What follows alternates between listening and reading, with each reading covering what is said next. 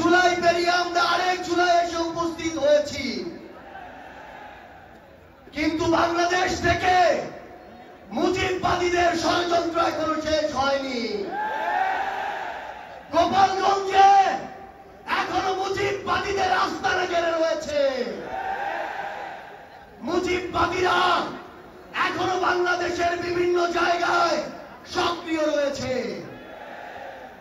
এই মুজিববাদ একটি আদর্শ, শুধু আইনি ভাবে এই মুজিববাদের মোকাবেলা করা যাবে না।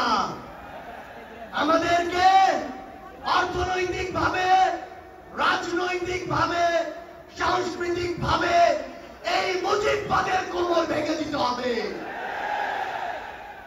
আমাদের মধ্যে রাজনৈতিক মতপার্থক্য থাকতে পারে, কিন্তু এই মুজিববাদের প্রশ্নে, এই স্বৈরাচারের প্রশ্নে অভ্যুত্থানের সকল শক্তিকে ঐক্যবদ্ধ থাকতে হবে। সংগ্রামী সহযোদ্ধারা, এই বাংলাদেশে আবারও নতুন করে মুজিববাদী ভারতপন্থী শক্তিগুলো এখন সক্রিয় হচ্ছে। আমাদের মধ্যে মতপার্থক্য থাকতে পারে, কিন্তু এই বাংলাদেশে বাংলাদেশপন্থী ব্যতীত কোন দেশপন্থী, কোন বাদপন্থী, কোন শক্তির আর জায়গা হবে না। সংগ্রামী সহযোদ্ধারা, এই বাংলাদেশে আর ভারতীয় আধিপত্যবাদের জায়গা হতে দেওয়া যাবে না। অন্য যে কোনো দেশের নামে কোন আধিপত্যবাদের জায়গা এই বাংলাদেশে হতে দেওয়া যাবে না। সংগ্রামী সহযোদ্ধারা, হাজারের অধিক ছাত্র জনতা জীবন দিয়েছে। আমার হাজার হাজার সহযোদ্ধা আজকে আমার সামনে রয়েছে। আমাদের একটা আকাঙ্ক্ষা ছিল, গত জুলাইয়ে ওই অগাস্টের 5 তারিখে আমাদের যে স্বপ্ন ছিল, আরেক অগাস্ট আসতে চলেছে, আমাদের সেই স্বপ্নগুলো পূরণ হয়নি। অন্তর্বর্তীকালীন সরকারের কাছে আমরা সুশীল সরকারের ভূমিকা চাই না। আমরা তাদেরকে অভ্যুত্থান পরবর্তী সরকারের ভূমিকায় দেখতে চাই। আমরা স্পষ্ট করে বলতে চাই, অভ্যুত্থান পরবর্তী বাংলাদেশে আমাদের বিচার লাগবে। এই বাংলাদেশে খুনি হাসিনার বিচার হতেই হবে। খুনি হাসিনার বিচারের রায় হতেই হবে। খুনি হাসিনার বিচারের রায়ের কার্যকর আমরা দেখতে চাই। আমরা স্পষ্ট করে বলতে চাই, এই বাংলাদেশে বিচার বিভাগকে কোন দলের বিচার বিভাগ হিসেবে আমরা দেখতে চাই না।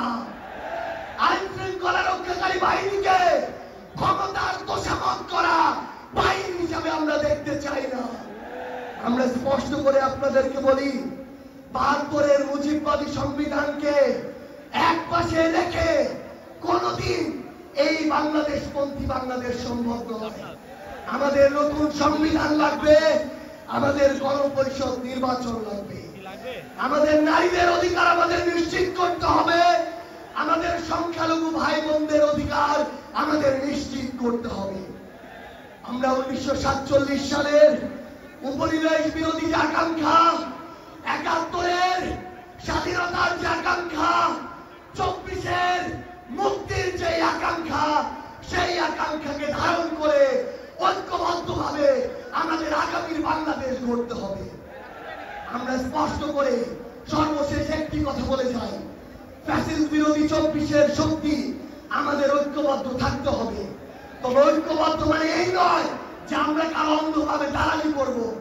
কেউ যদি চাঁদাবাজি করে আমরা সেটা মুখের উপরে বলবো, কেউ যদি সিন্ডিকেট চালায় আমরা সেটাও বলবো, কেউ যদি দখলদারিত্ব করে আমরা সেটাও বলবো। তবে আওয়ামী লীগের প্রশ্নে আমরা ঐক্যবদ্ধভাবে আমাদের লড়াই চালিয়ে যাব। সংগ্রামী সহযোদ্ধারা, রাজনীতিতে প্রতিদ্বন্দ্বিতা থাকবে, প্রতিযোগিতা থাকবে, কিন্তু রাজনীতির যে সৌন্দর্য, এই সৌন্দর্য যেন আমরা ধারণ করি, তাহলে আগামীর বাংলাদেশ সামনের দিকে এগিয়ে যাবে। রাজনৈতিক প্রতিদ্বন্দ্বিতা যেন ব্যক্তি আক্রমণে কোনোদিন রূপ না নেয়। ইনশাআল্লাহ ফ্যাসিস্ট বিরোধী ২৪-এর শক্তি ঐক্যবদ্ধভাবে আমরা আগামী বাংলাদেশ গড়ে তুলব।